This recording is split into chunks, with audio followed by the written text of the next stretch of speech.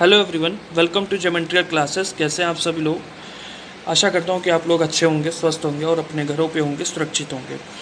तो आज के इस सेशन में मैं एक कॉन्सेप्ट लेके आया हूं जो कि जिस पे क्वेश्चंस टीसीएस हर एक एग्ज़ाम में पूछ रहा है, जितने भी एग्ज़ाम एसएससी के हो रहे हैं। और इस कॉन्सेप्ट पे जो क्वेश्चन बन रहे हैं वो थोड़े से कैलकुलेटिव हो जा रहे हैं ट्रेडिशनल मेथड से, अगर हम लगाते हैं तो उसको। तो इसके कुछ तरीकों को समझते हैं कैसे इसको आसान बनाया जाए। ठीक है। थोड़ा सा आवाज़ का इशू हो सकता है, ठीक है, क्योंकि फ़ैन चल रहा है तो थोड़ा सा आवाज़ का इशू हो सकता है। तो आप ईयरफोन लगा के सुन सकते हैं वीडियो को, लेकिन आप समझिएगा इस कॉन्सेप्ट को और इस क्वेश्चन जितने भी क्वेश्चन इस पर बन सकते हैं उनको मैं लेके आया हूँ। ठीक है, चलिए स्टार्ट करते हैं। उम्मीद करता हूँ कि आपको अच्छा लगेगा। अगर अच्छा लगता है तो आप ज़रूर वीडियो को शेयर करिएगा, बाकी लोगों तक पहुँचाइएगा और ग्रुप्स तक पहुँचाइएगा, ताकि और भी लोगों की मदद हो सके और इस मेथड को और भी लोग जान सकें। ठीक है, चलिए स्टार्ट करते हैं। आप में से कई लोगों को पता भी होगा शायद, ठीक है, कुछ बड़ी नई बात नहीं है, लेकिन फिर भी स्टार्ट करते हैं, देखते हैं क्या चीज़ है। देखिए, जैसे ये क्वेश्चन है कि प्रोपोर्शन का क्वेश्चन है। क्या कहता है क्वेश्चन कि when x is subtracted from each of 21, 22, 60 and 64, then the numbers so obtained in this order are in proportion. What is the mean proportion between x plus 1 and 7x plus 8? अच्छा, पहली बात तो क्या कह रहा है question ये कह रहा है कि अगर x कोई सब्ट्रैक्ट करते हैं, उसे आपने क्वेश्चन देखा होगा 21 में से, 22 में से, 60 और 64 में से, तो जो नंबर बन के आता है वो चारों, वो क्या होते हैं, वो प्रोपोर्शन में होते हैं। अब प्रोपोर्शन में होने का मतलब क्या होता है, जैसे a is to b in proportion to c is to d है। मतलब क्या है कि a upon b is equal to c upon d। ठीक, या इससे कह लो कि AD is equal to BC, और इसी को आप चाहे कह लो कि product of extremes is equal to product of means. ठीक है। अच्छा, ये प्रोपोर्शन में हो जाते हैं नंबर जब x इसमें से सभी में से x कोई नंबर है जो माइनस कर दिया जाता है, तो ये नंबर्स प्रोपोर्शन में हो जाते हैं। अच्छा, अब अगर वो x निकालने के बाद फिर आप इसका मीन प्रोपोर्शन निकालना। मीन प्रोपोर्शन जैसे अगर a और b का मीन प्रोपोर्शन निकालना होता है तो क्या लिखोगे, रूट ए बी। ठीक है, तो ए बी की वैल्यू रूट करके निकाल देंगे इसमें से, तो आ जाएगा। ठीक है, पहले तो x की वैल्यू निकालेंगे।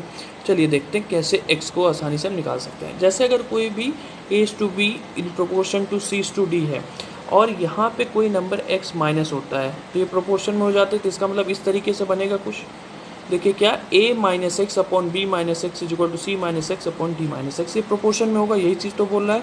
अच्छा, तो आपको करना क्या है, देखिए ए और बी में जितना डिफरेंस है और सी और डी में जितना डिफरेंस है, उस डिफरेंस को आप ले लीजिए। मान लीजिए यहाँ पे डिफरेंस p है और यहाँ पे डिफरेंस t है, तो जो डिफरेंस t यहाँ पे है वो इसके साथ मल्टीप्लाई कर रहा है, ये a माइनस एक्स या b माइनस एक्स। अगर ऊपर वाला ले रहे हैं तो ऊपर वाला ही लेंगे, ठीक है। न्यूमरेटर ले रहे हैं तो न्यूमरेटर लेंगे, नहीं तो डिनोमिनेटर ले रहे हैं तो दोनों की डिनोमिनेटर लेंगे। अगर न्यूमरेटर लेते हैं लेट से, तो t जो डिफरेंस इसका आ रहा है वो इससे मल्टीप्लाई करिए, और जो p इसका डिफरेंस आ रहा है वो इससे मल्टीप्लाई करिए, दोनों को बराबर कर दीजिए और तुरंत ही x की वैल्यू आ जाएगी। चलिए इस क्वेश्चन के हिसाब से समझते हैं। जैसे इस क्वेश्चन में क्या था, 21, 22, 60 और 64 में अगर हम डिवाइड करते हैं और इसी ऑर्डर में ये सब प्रोपोर्शन में आ जाते हैं अगर x माइनस करते हैं तो इन सभी में से। तो देखो, 21 minus x upon 22 minus x is equal to 60 minus x upon 64 minus x, यही तो बोल रहा है क्वेश्चन में, यही होगा। तो 21 और 22 में अंतर कितना, 1, और 60 और 64 में कितना अंतर, 4। तो 4 into 21 minus x equal to 1 into 60 minus x. ठीक है, मतलब ये जो 1 था इसके साथ मल्टीप्लाई हो गया और ये जो 4 था ये इसके साथ मल्टीप्लाई हो गया। ठीक है, मुझे लगता है ये बात आपको समझ आई हो, और दोनों को इक्वल कर देंगे। ठीक है, तो देखिए वही 4 इंटू 21 माइनस एक्स और 1 इंटू 60 माइनस एक्स, देखो कितना आसान बन गया।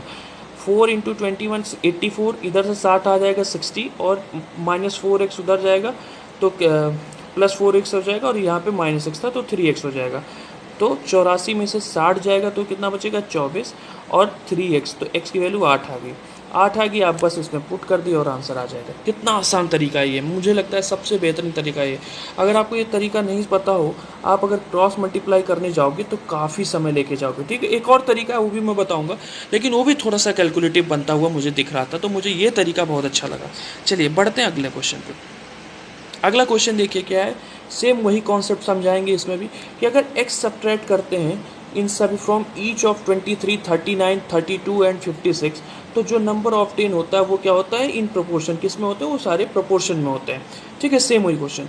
तो कह रहा है कि इसका मीन प्रोपोर्शन बताना है, मतलब फिर ये अगर ये नंबर ए है और ये बी है तो रूट ए भी बताना है, ठीक है, वही चीज़ आपको ये पता होगा। चलिए देखते हैं। पहले तो क्वेश्चन में इन सब में से x माइनस करने पे ये प्रोपोर्शन में हो जाते हैं उसी ऑर्डर में, तो 23 minus x upon 39 minus x, 32 minus x equal to 32 minus x upon 56 minus x, यही बात हो रही है। तो अगर इनमें डिफरेंस देखा जाए तो कितना हो रहा है 16 का, 23 और 39 में कितना डिफरेंस हो रहा है 23 7 30 और 30 9 39, 9 7 16, 16 का डिफरेंस इधर हो रहा है। और 32 और 56 में कितना हो रहा है 8 से 14 और 24, 24 का हो रहा है, 24 का डिफरेंस। तो ये 24 जो है इसमें मल्टीप्लाई करेंगे और ये 16 जो है इसमें मल्टीप्लाई करेंगे। अगर न्यूमरेटर ले रहे हैं तो न्यूमरेटर लेंगे, अगर डिनोमिनेटर ले रहे हैं तो दोनों के डिनोमिनेटर लेंगे। तो यहाँ पे न्यूमरेटर मैंने लिया है, ठीक है। तो देखो आप अगर 24 इंटू इसमें मल्टीप्लाई किया तो 24 इंटू 23 माइनस एक्स, और 16 इससे मल्टीप्लाई किया 16 इंटू 32 माइनस एक्स। तो 24 से और 16 से कट जाएगा, कितना हो जाएगा देखो 8 3 24 और 8 दूनी 16, ठीक है। और छोटा बना दिया इसको मैंने। अब देखो क्या करना है, 3 into 23 69, 3 into minus x minus 3x, और 2 इंटू 32 2 इंटू 32 64, और 2 इंटू माइनस 2x तो माइनस 2x हो जाएगा, ठीक है। अब माइनस 3x उधर जाएगा तो कितना हो जाएगा 3x माइनस 2x, मतलब x बचेगा, और 64 इधर आएगा तो 69 माइनस 64 कितना आ जाएगा 5। मतलब ये छोटी सी कैलकुलेशन है जो कि आप आसानी से कर लोगे, मुझे नहीं लगता इसमें कोई दिक्कत होने वाली है।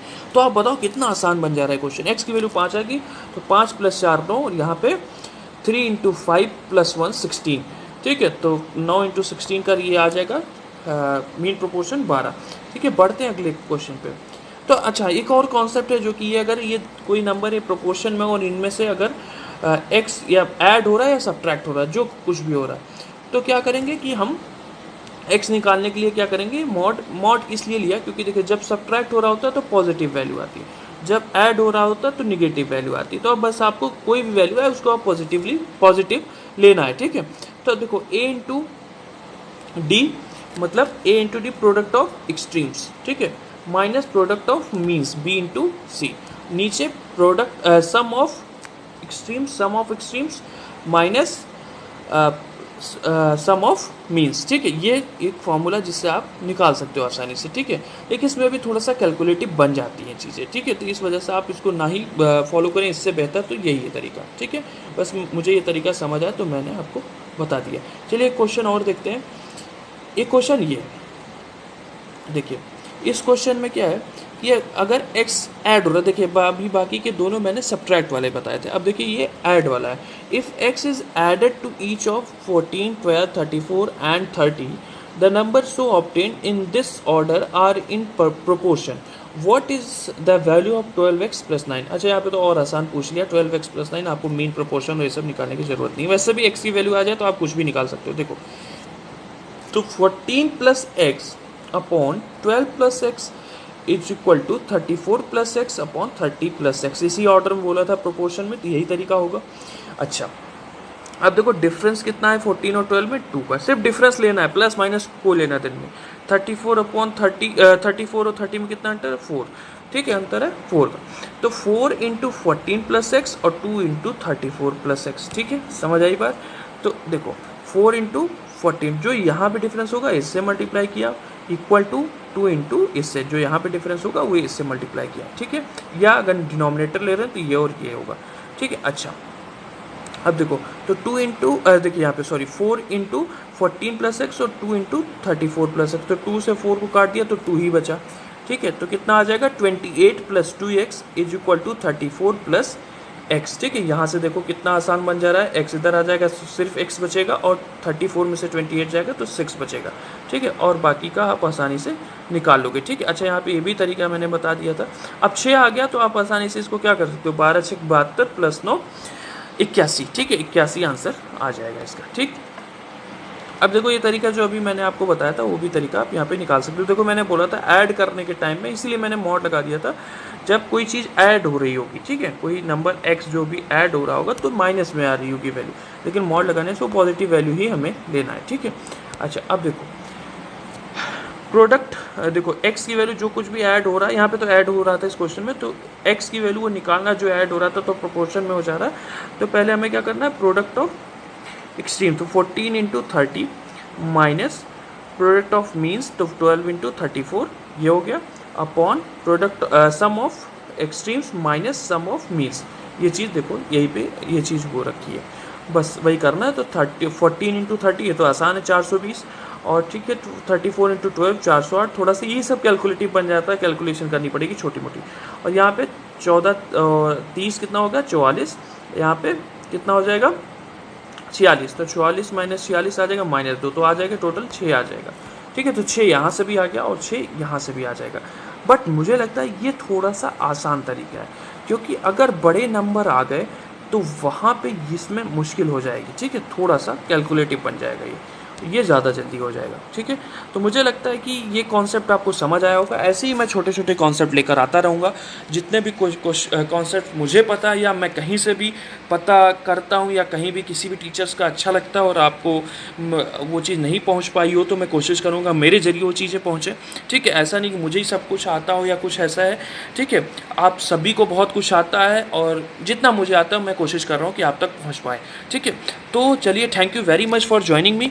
और यहाँ पे और भी ऐसे वीडियोस आते रहेंगे, तो शेयर करिए वीडियो जितना भी हो पाए। और कोशिश करिए कि ऐसे ही छोटे छोटे कॉन्सेप्ट्स को आप अपने इसमें जितने भी प्रिपरेशंस में डालिए। और उससे क्या होगा कि जब आप मॉक दे रहे होंगे तो मॉक की जो टाइमिंग्स है, तो ये जैसे क्वेश्चन थोड़ा सा लेंथी हो जा रहा था, तो ये आप कम टाइम में इसको कर पाएंगे। ठीक है, तो चलिए आज के लिए फिर विदा लेते हैं। Thank you very much. Okay, bye, take care.